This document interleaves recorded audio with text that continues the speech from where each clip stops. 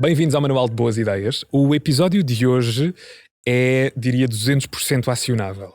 Vamos tentar que daqui surjam bons inputs e insights para que possam pôr em prática já, daqui a meia hora, quando ouvirem esta conversa.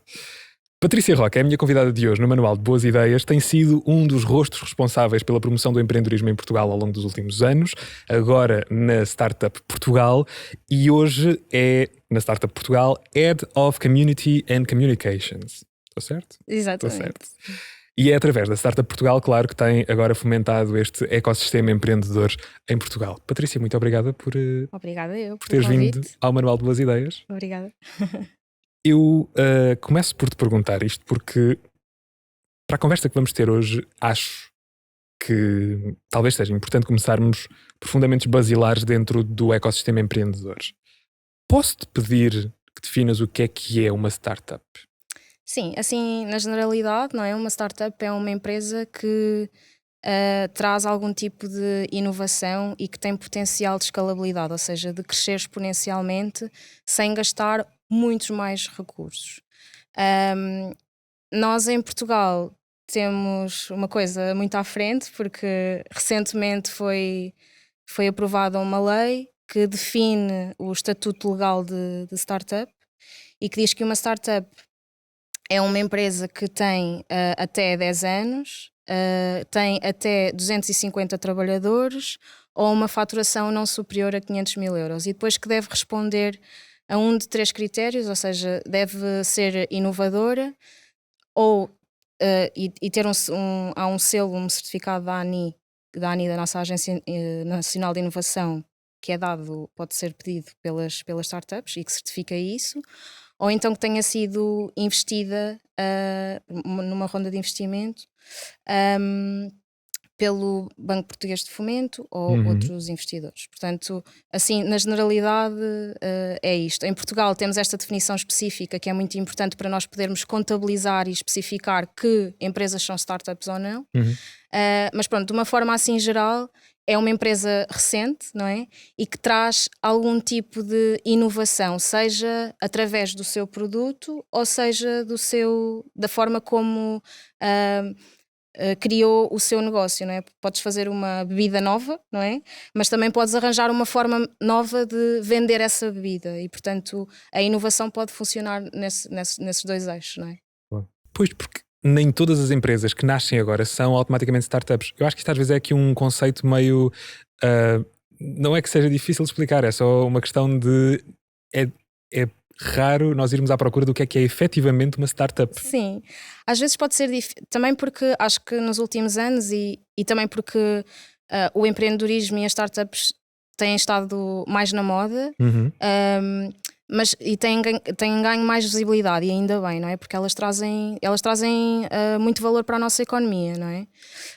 E eu acho que isso faz com que muitas pessoas queiram colar a essa ideia de empreendedorismo. E como é evidente, muitas pessoas criam negócios e pronto, podem achar que é empreendedorismo e na verdade serem empresários, e isso não tem mal nenhum, porque também é importante. Também é importante fazermos esta distinção: o que é um empresário, o que é um empreendedor. Exatamente, não é? sim. Um empresário é uma coisa factual, é um facto. Sim. Ser-se empreendedor é quase que uma característica, não é? Sim, olha, no outro dia estava numa conversa, estava numa universidade, também numa conversa, e houve uma pessoa que disse: eu quando recruto agora jovens para a minha empresa, eu só procuro pessoas que sejam empreendedoras, porque eu não quero pessoas que estejam à espera que eu lhes esteja sempre a dizer o que é que têm de fazer. Quero que tenham proatividade, espírito de iniciativa. Pronto, e acho que nem todos nós temos de ser empreendedores, atenção, porque ser empreendedor é uma coisa muito difícil e acho que, pronto, as pessoas com quem já falaste aqui, algumas delas terão dito isso, e acho que com qualquer empreendedor, especialmente aqueles que têm percursos, os chamados unicórnios, têm percursos em que escalam muito rapidamente te vão dizer que é uma escalada muito, muito difícil, porque são muitas noites em branco, é muita pressão, não é? Temos de dar contas a muitos stakeholders diferentes. Sabes, agora Sim. a ouvir-te falar, isto é fascinante. Há coisas que na primeira temporada do Manual de Boas Ideias eu fui Sim. sentindo que íamos falando muito sobre um determinado tema. Nesta temporada nós estamos constantemente, sem querer, a mergulhar no tema a responsabilidade de gerir muito dinheiro. Sim, exatamente.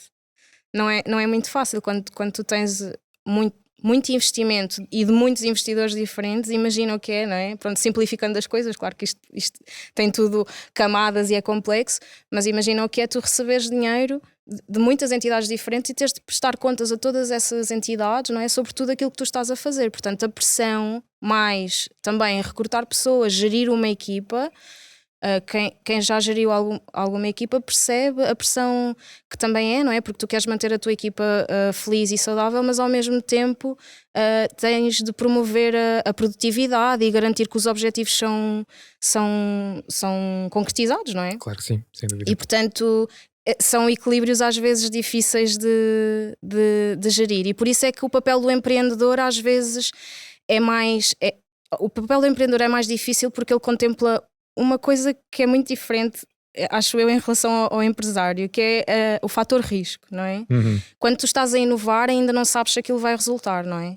E portanto existe um maior risco de falhar, enquanto que eu diria que um empresário, à partida, se estamos a fazer ou a replicar uma receita que já existe, à partida, se nos rodearmos das pessoas que precisamos e dos recursos que já se sabe que funcionam, à partida aquilo funcionará bem. Sim. Quando tu és um empreendedor e estás a testar uma coisa nova, não sabes, não é? E existe muita gente a fazer-te perguntas, então e agora? E vai funcionar ou não, não é? E portanto, aí esse fator risco acrescenta alguma pressão, e acho que é essa a principal diferença, não é? E agora sobre... Eu estou a adorar que o início deste episódio é mesmo para pôr a pratos limpos o que é uma coisa e o que é outra. Sim. Por isso, seguindo esta leva, o que é a Startup Portugal? Ok. Então, a Startup Portugal é uma associação privada sem fins lucrativos que tem como principal missão promover o empreendedorismo em Portugal e também fora de portas. Portanto, promover o ecossistema empreendedor fora de Portugal e atrair investimento, portanto investidores para Portugal, atrair talento. Nós trabalhamos com todos os, vou tentar usar palavras em português, com todos os atores do ecossistema. Okay. Aquilo que isto nós chamamos um ecossistema, e chamamos um ecossistema porque ele é mesmo uma comunidade que não funciona com atores independentes.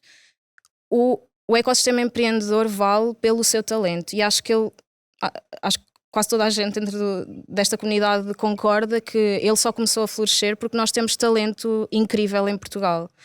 E isso é notório com todas as pessoas de fora. Eu falo com investidores, com empresas grandes que instalam aqui centros de tecnologia, e todos eles dizem a mesma coisa, que é: os vossos engenheiros, o vosso talento é do melhor que nós conseguimos encontrar no mundo, e portanto é isso que faz, acho que é a semente fundamental de um ecossistema empreendedor. E nós trabalhamos com, portanto, o talento, estes empreendedores, mas também com investidores, não é? Que são as pessoas que têm capacidade de assumir o risco com estes empreendedores, de investir nas suas ideias e financiá-las, para que eles tenham os recursos necessários para avançar com os seus negócios, mas também com as universidades que formam o talento e onde é preciso também criar, ajudar também a criar competências para o empreendedorismo. Também com grandes corporações e empresas, não é? E também com as entidades governamentais. Isto é uma parte também muito importante da nossa ação, porque nós temos o Estatuto de Utilidade Pública, e isso significa que nós ajudamos o governo também a desenhar e a implementar políticas públicas para promover o empreendedorismo em Portugal. Portanto, esse é o nosso papel. Fui clara? É muito clara. Confuso. Não, foste clara. A questão é que a vossa ação é muito abrangente. É. No meu trabalho, por exemplo, não é? Por isso é que esta parte de comunidade tem uma área, não é? Porque realmente a comunidade é uma coisa muito importante no empreendedorismo. porque nós não trabalhamos uns sem os outros, não é? Precisamos sempre das universidades, precisamos sempre esqueci-me de um muito importante, que são as incubadoras, que são espaços, e Sim. há mais de 120 em todo o país, são espaços que acolhem as startups e que ajudam, que lhes dão os recursos que lhes faltam para elas conseguirem desenvolver os negócios. Por exemplo, imagina, eu sou engenheiro e desenvolvi uma plataforma, tipo, tenho um código, uma coisa que eu acho que pode ser muito fixe e que vai resultar no mercado, mas, por exemplo, eu não percebo nada de contabilidade, ou encontrei um co-founder e agora como é que eu faço para dividir? Quando isto crescer, vai ser de quem? Como é que eu preciso de advogados para gerirmos um bocadinho esta relação? Então, estas incubadoras têm mentores e têm contactos com outras empresas que podem ajudar os empreendedores a criar e a dar mais, a reforçar as suas startups. Onde é que vocês, Startup Portugal, entram nessa equação? Como é que é o vosso dia-a-dia e, na prática, como é que vocês fomentam o empreendedorismo em Portugal? Ok. Então, nós temos muitas áreas diferentes. Olha, eu vou começar pela minha, que talvez seja também mais simples para mim.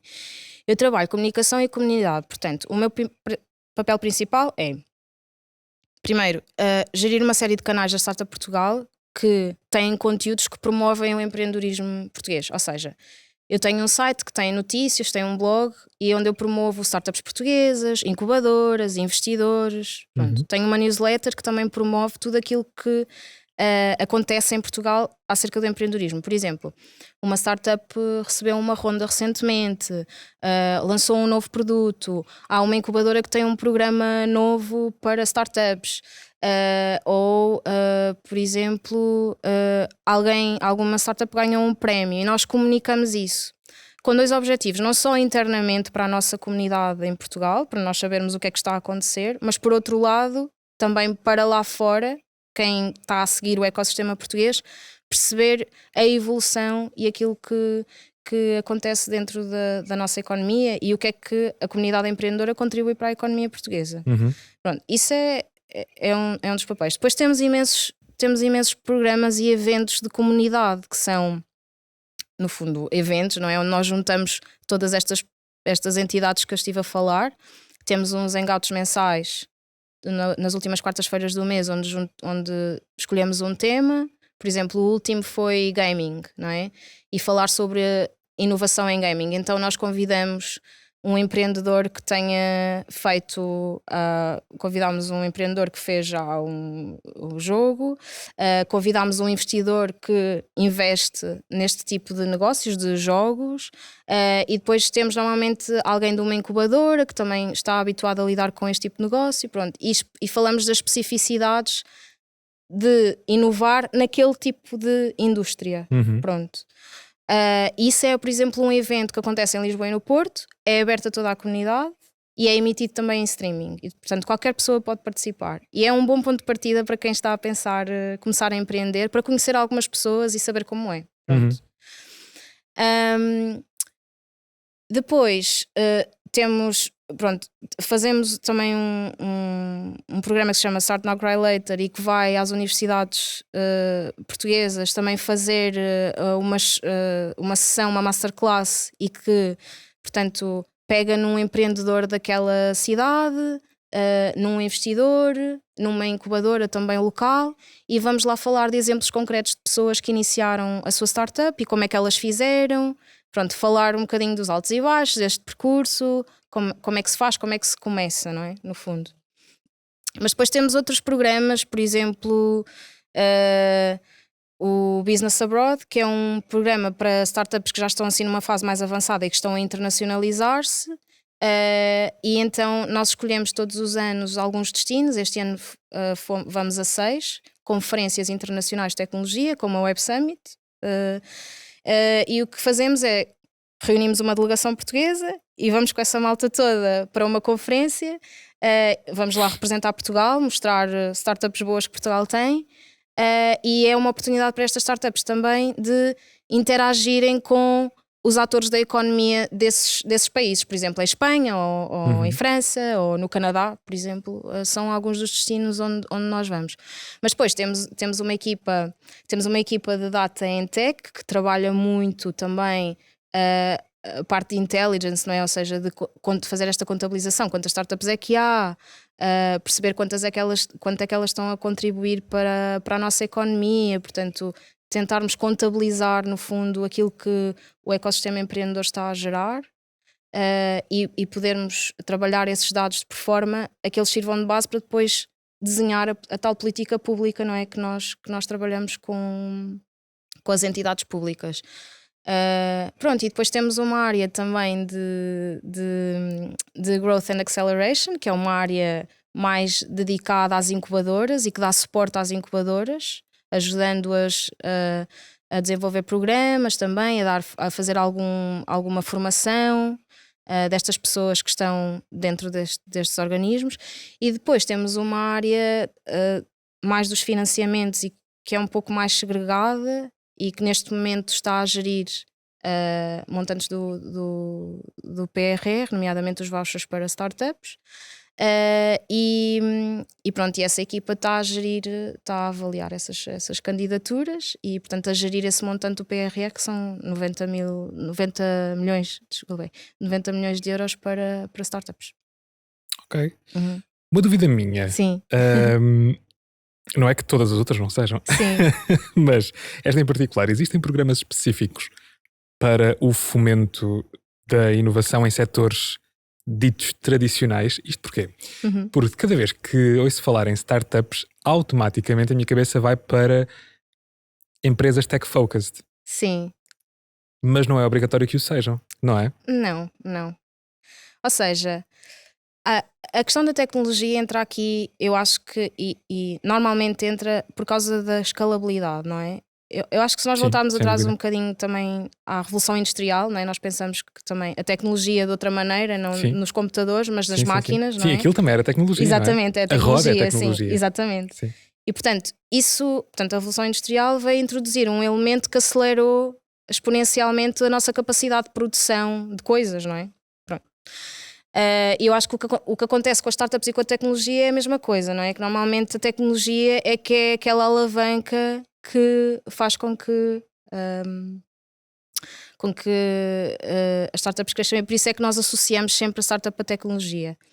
Não tem de ser sempre, mas é importante que exista algum tipo de escalabilidade, ou seja, esse é um fator importante para avaliar se é uma startup ou não. E a escalabilidade normalmente assenta numa tecnologia que é utilizada para alavancar o negócio. Agora, não precisa de ser sempre. Eu acho que até é mais comum, não necessariamente sempre, mas é mais comum, por exemplo, em negócios de impacto, muitas vezes a tecnologia pode ser um enabler, mas não é o aspecto fundamental. Eu estou agora aqui a pensar, por acaso, queria ter feito uma lista de exemplos antes de vir para aqui e não fiz, mas por acaso agora não me estou assim... olha, um exemplo de uma startup, não é? Que começou há algum tempo e, na verdade, envolve tecnologia, mas não é assente necessariamente na tecnologia, que é a Academia de Código. Não sei se já ouviste falar, não é? Sim. Pronto. Sem dúvida. E, portanto, é uma startup que faz, no fundo, é formação, não é? E tem uma metodologia de ensinar que é diferente e que é inovadora, mas não necessariamente o seu modelo de negócio assenta numa tecnologia. Talvez agora assim, de repente, este é assim um dos exemplos que me estou a lembrar mais. Mas não necessita de ser, não. Acho que desde que seja inovador, às vezes já conheci algumas startups que tinham alguns produtos até mais, como é que é de explicar, mais exclusivos, não é? Ou coisas que são mais exclusivas. Por exemplo, uma muito próxima de mim, que é o Benefício, que começou por fazer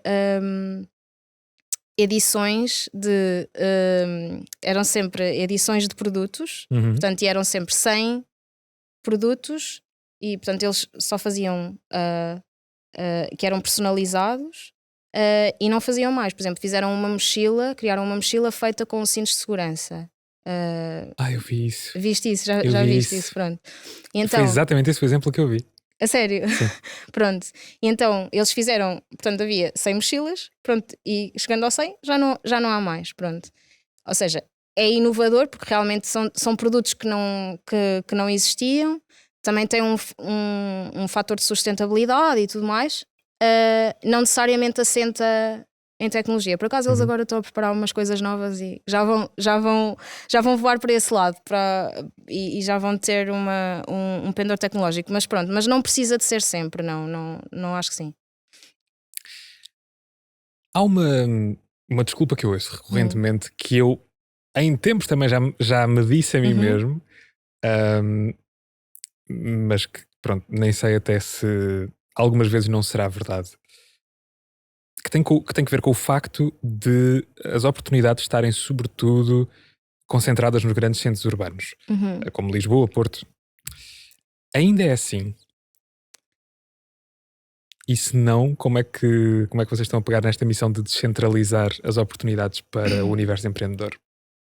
Então, eu acho aquilo que acreditamos é que o potencial existe e mais em Portugal, em todo o país. Nós recentemente fizemos um programa que foi o Sim Circuit, em que corremos todos os distritos do país, e foi inacreditável ver que todas estas cidades tinham boas comunidades de empreendedores.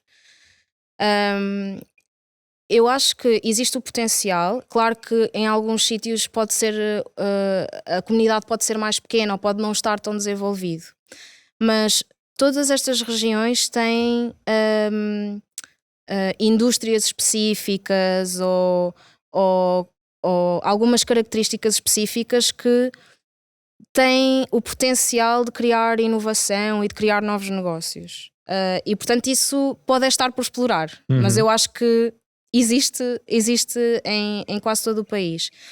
E um bom exemplo de como isso se pode fomentar, e normalmente diz que pronto, no litoral é que estão concentradas as oportunidades, etc. Mas, por exemplo, o Fundão fez um trabalho exemplar em trazer tecnológicas para lá, não é? Teve também um programa da Academia de Código lá, que gerou talento formado em tecnologia, que depois também se estabeleceu ali. Também aconteceu o mesmo nos Açores, na Terceira. E eu acho que, havendo alguma vontade, tanto a comunidade como a economia local pode promover isso. Agora, é o nosso papel também, Startup Portugal, fazer essas pontes, não é? Ou seja, para nós é importante que se, por exemplo, vou dizer assim ao Carlos, mas se uma cidade não tem acesso a investidores, nós convidarmos também esses investidores para irem a um evento naquele local, conhecerem os atores daquela cidade e promover isso. E portanto tentamos sim identificar algumas lacunas e promover desafios para que as coisas possam vir a desenvolver. Agora, como é evidente, claro que os centros urbanos, normalmente onde estão as empresas, onde estão as universidades, aí é onde é mais fácil isso acontecer. Mas nos outros sítios não é impossível. E dizes bem, acho que a universidade, mais uma vez, o talento é a semente fundamental para que um ecossistema empreendedor consiga florescer. Eu gostava muito de falar contigo sobre dinheiro. Ok.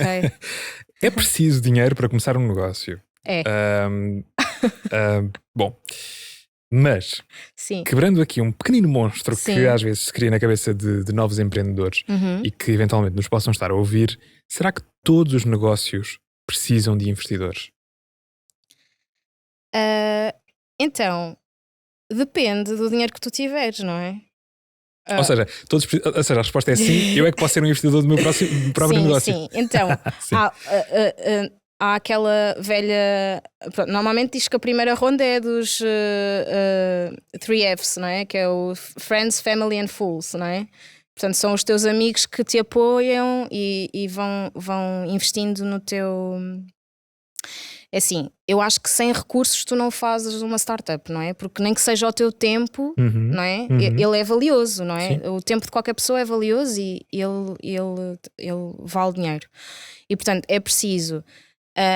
Acho é que depois depende dos estágios da startup aquilo que é necessário fazer. Hoje, no outro dia, por acaso, estava a falar com um investidor e estávamos a conversar sobre como hoje, por exemplo, com o desenvolvimento da inteligência artificial e das tecnologias, e hoje já temos acesso a plataformas como o ChatGPT, não é? Que facilmente criam coisas ou que têm APIs que depois ligam ao nosso produto e que podem gerar coisas muito facilmente. Portanto, hoje em dia, se calhar, é mais difícil alguém te dar dinheiro sem ver uma coisa a funcionar. Ok. Pronto, porque hoje tu tens acesso a muitos recursos de forma quase gratuita ou rápida, não é? Como antes não tinhas, não é? E se em vez de ver, diz-me tu da experiência que vais tendo, Sim. E se em vez de ver algo a funcionar, se um investidor visse um produto ou a ideia de um produto validada por um público? Pois, isso seria espetacular. Sim, acho que... Também não estou a lançar esta coisa aqui para a conversa, mas Sim, não me sim. lembro de nenhum exemplo claro disto.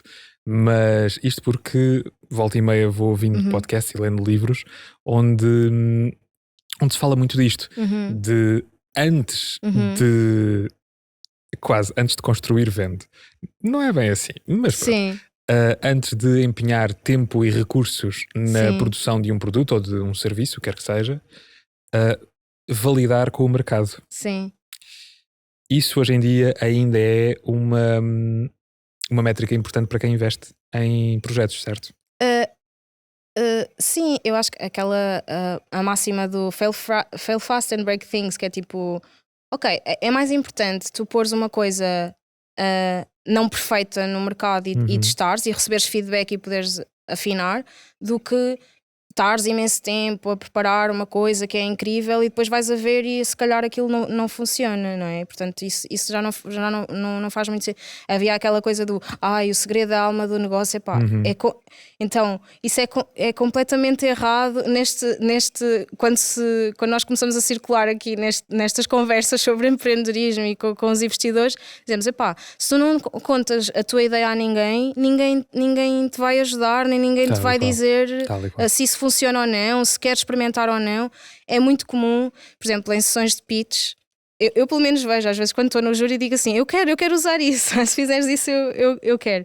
Portanto, isto são respostas que qualquer empreendedor precisa para continuar a avançar, não é? Portanto, acho que é importante a rapidez do teste, não é?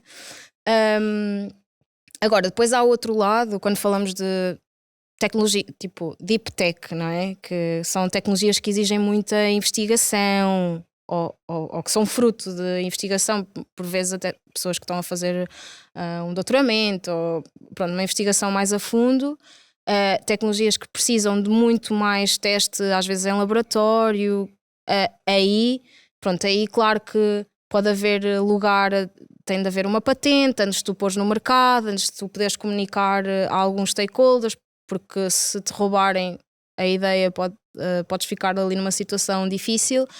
Mas eu diria que na generalidade, talvez, calhar, 80% dos projetos que chegam a programas de startups e etc.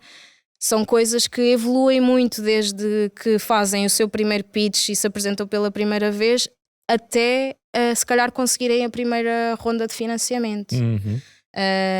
E portanto, e os investidores também são pessoas importantes e são entidades importantes para ajudar a afinar o produto, a gerar foco, a ajudar o empreendedor também a gerir a sua equipa, a dar alguma orientação. Acho que aquela ideia de que tipo, eu recebi o investimento e agora vou para casa, vou trabalhar e depois falo com ele quando tiver a prestar as minhas contas, isso não funciona bem assim, ou seja, existe algum trabalho em conjunto, depois claro, imagino que dependa mais do perfil de cada investidor, não é? Mas já existe muito trabalho em conjunto e, no fundo, são dois aliados, não é? Que estão a trabalhar em conjunto para o sucesso daquele negócio. Por isso, eu diria que, em algum momento, a startup precisa de dinheiro. Pode não ser logo no início, não é? Hoje em dia já é possível e conheço muitas pessoas que começaram por fazer os primeiros os MVPs, né, os Minimum Viable Product, fizeram os seus primeiros ainda enquanto estavam a trabalhar noutro sítio ou pronto, ou nas férias ou assim, ou nos tempos livres, e conseguiram fazer alguma coisa antes de ter o investimento. Sim. Eu estou a adorar que a nossa conversa volta e meia vai se encaminhando para um pequenino glossário. Sim. Nós já falamos aqui várias vezes sobre rondas de investimento e agora estamos a falar em particular sobre esta questão do dinheiro. O que é que são rondas de investimento e o que é que elas implicam? Qual é o benefício e o que é que implicam? Ok, então, uma ronda de investimento é, portanto, um empreendedor está num estágio, vamos imaginar que, pronto, eu criei a minha ideia, eu tenho um protótipo do meu produto, por exemplo, posso usar como exemplo esta garrafa. Eu criei uma garrafa inteligente, pronto. E esta garrafa inteligente custa-me, sei lá, 100 euros a produzir.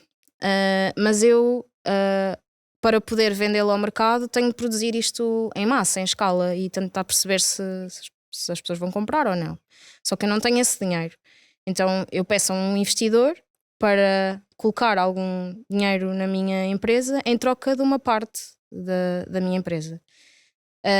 Portanto, uma ronda de investimento no fundo é isso. O que acontece normalmente nas startups é que hoje em dia as rondas, muitas delas, ou eu diria que a maior parte, já não se fazem só com um investidor.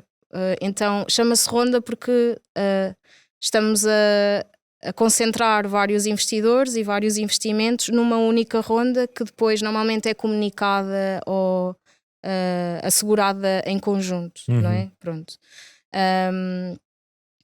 E depois essas rondas podem ir subindo, não é? À medida que os objetivos da minha startup vão crescendo. Portanto, por exemplo, eu agora levantei este capital, não é? Destes investidores para conseguir produzir mais garrafas para pôr no mercado, mas mais tarde eu posso querer, por exemplo, tenho de expandir para outros países, eu preciso de recrutar mais equipa, etc. Então vou precisar ainda de mais dinheiro para conseguir fazer isso. Então vou a uma segunda ronda. Pronto, e essas rondas têm séries pronto, normalmente há o pre-seed, não é? Que são o primeiro, vai ali até 1 milhão, normalmente. Depois depende de país para país e da economia, não é? Porque, por exemplo, uma ronda seed em Portugal é menos do que uma ronda seed normalmente nos Estados Unidos, mas cá em Portugal diria até 1 milhão, que é uma ronda pre-seed, e depois vai escalando de seed até A, B, C, D, E, pronto, até agora não tenho aqui, não quero induzir ninguém a erro e não tenho aqui em memória os valores certos. Mas pronto, o que eu acho que é importante reter é que dependendo dos objetivos da empresa e à medida que ela vai crescendo, as rondas tornam-se maiores, tipicamente. Sim. Esses termos todos, eu volto e meia vou apanhando em notícias quando comunicam que a startup A ou B conseguiu X milhões numa série, não sei o quê, numa ronda de investimento. E na minha cabeça passa-me sempre esta questão: como é que aquelas pessoas chegaram ali? Portanto, para os investidores, aliás, para os empreendedores que precisam deste investimento, qual é que é o primeiro passo a dar e como é que, presumo que sejam vocês que façam essa ponte, como é que um empreendedor consegue contactar com um investidor a fim de enfim, captar investimento? Sim. Olha, é assim, eu não sou empreendedora, portanto eu nunca passei por esse processo, mas e portanto daquilo que eu tenho conversado com alguns empreendedores e com os investidores, a ideia que eu tenho é que é sempre uma relação, ou seja, não é uma coisa tipo eu vou agora ali fazer o meu pitch, não é uma coisa tipo Shark Tank, tipo ou é ou não é agora. Sabes que era exatamente essa a imagem que eu estava a meter na cabeça quando estava a ouvir há pouco, na outra resposta. Sim, acho que pronto, claro que isso pode acontecer. Por exemplo, há programas de aceleração em que há um pitch final, por exemplo, no Web Summit, não é? Que é um sítio que toda a gente conhece, não é? Há um concurso de startups e no fim elas ganham um prémio. Pode acontecer estar lá no júri algum investidor que acha, epá, este founder é mesmo incrível, eu vou investir nele. Mas aí beneficia da estrutura que está montada para que aquilo aconteça daquela forma, não é? Mas ou seja, não é só por causa disso. Normalmente existe todo um processo até se chegar ao momento do investimento.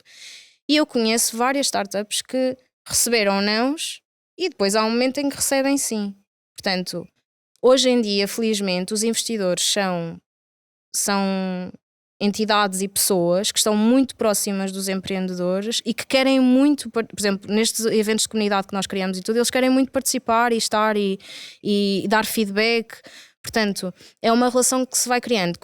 E essa é a forma como os empreendedores lá chegam. Acho que é através de eventos de comunidade, através de programas de incubação e aceleração. E portanto, isso são meios onde é mais fácil chegar aos investidores. Depois, claro que há o e-mail não é, tradicional e esses canais mais que nós chamamos tipo cold call, não é? Tipo, mandas uma mensagem no LinkedIn ou assim. Mas acho que estes momentos em que se proporciona a conversa até mais informal entre investidor e startup são momentos onde é possível chegar lá de uma maneira mais, talvez até mais eficiente, acho eu, para criar essa ligação. Eu estava a ouvir falar sobre agora quando puseste aí o alfinete do e-mail e dos cold emails e cold reach e tudo mais. E isso levou-me imediatamente para aquele livro que nós estávamos a falar antes de começarmos a gravar este episódio, o 4 horas de trabalho por semana, 4 hours work week, do Tim Ferriss.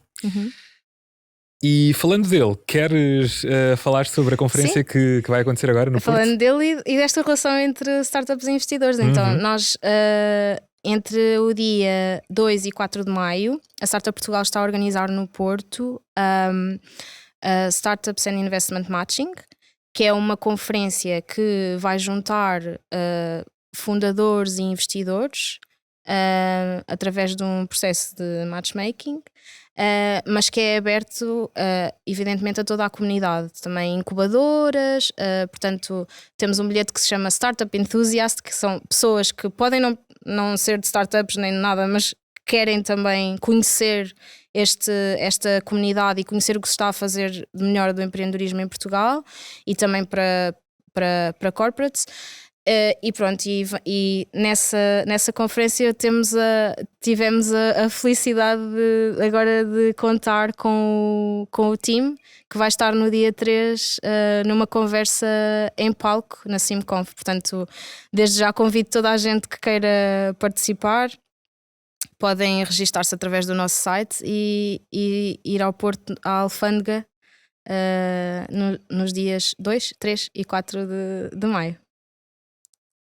Estava só aqui a deixar o separador aberto para não me esquecer de que tenho que tudo isto com um bocadinho mais de atenção. Sim. Não, porque eu acho mesmo que, em particular, a questão deste livro que falávamos e do Tim Ferriss, eu olho para o tempo que passei a ler esse livro como a ignition que eu precisava para dar os primeiros passos naquela que hoje em dia é a minha jornada enquanto empreendedor também. Sim. E é um ótimo speaker para ter por cá. Sim. Acho também que é um livro que nos ajuda a identificar e estabelecer prioridades, não é? E a valorizar o nosso tempo. Exatamente, e sobretudo a tomarmos consciência de que primeiro, não tem que ser tudo perfeito, nem tem que ser tudo conforme nós idealizamos. Delegar é a chave. Ele diz mesmo isto a certa altura. Sim. Essa foi uma das mais-valias que tirei desse livro. Entre tantas outras, cada capítulo é uma chuva de conhecimento. Sim, e depois tudo o resto, os podcasts e o blog são também. É bom ficar a par do que ele tem para partilhar, porque realmente faz diferença depois na prática, na nossa vida, não é? Pronto. Sem dúvida alguma. Patrícia, eu decidi nesta temporada do Manual de Boas Ideias criar aqui uma rubrica Sim. que decidi chamar de Action Plans, porque, muito motivado pelas mensagens de feedback que fui recebendo na primeira temporada, percebi que há aqui uma necessidade de termos várias perspectivas sobre como é que começamos um negócio. Não é? Como é que faríamos, como é que cada pessoa que se senta nessa cadeira à conversa comigo faria hoje se tivesse que relançar os seus negócios do zero. Adaptado aqui à realidade da Startup Portugal, quais é que são os 5 passos essenciais que tu... 5, 7, o que quiseres. Quais é que são os passos essenciais para quem procura lançar uma startup em Portugal, no mundo que quiseres? Quem quer lançar uma startup pode vir por 2 vias, mas vá, quem quer lançar uma startup à partida tem uma missão ou tem uma ideia, não é? Uma ideia. E a primeira coisa que acho que é importante fazer é partilhá-la com pessoas à nossa volta e tentar perceber se aquilo que eu estou a querer fazer é realmente uma coisa que faz sentido. Às vezes acontece ouvir-se muitos nãos, portanto, ouvir muitos nãos e eu continuar a acreditar naquilo. Então, se continuas a acreditar naquilo e mesmo que toda a gente te diga que não, pá, faz a coisa e testa. E assim sucessivamente. Pronto. Eu acho que o primeiro passo acho que é nós fazer a coisa, ok? E não idealizar, estar ali imenso tempo a pensar. É tipo fazer rapidamente. Pronto. E depois disso, arranjar companhia, porque de todas as experiências com quem eu tenho contacto, acho que a jornada de qualquer empreendedor é muito, às vezes, solitária e difícil, e é bom nós termos alguém não igual a nós, mas que nos complemente nesse processo. E arranjar um co-founder é às vezes um desafio difícil, mas que eu acho que é muito importante para o sucesso de um negócio. Até porque hoje em dia, e falamos muito destas coisas do work-life balance, hoje há muitas startups que têm co-CEOs e portanto têm um CEO durante 6 meses e outro durante os outros 6, que é para eles terem alguma flexibilidade. Pronto. Portanto, isso, segundo passo, assim resumindo.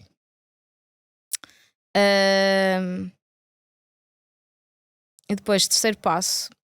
Lá está, é assim um bocadinho difícil porque acho que depende muito do que é o foco da startup. Mas eu diria que o terceiro passo é pensar num plano que te ajude a definir quais são os recursos que precisas e em que estágio, não é? E a definir prioridades.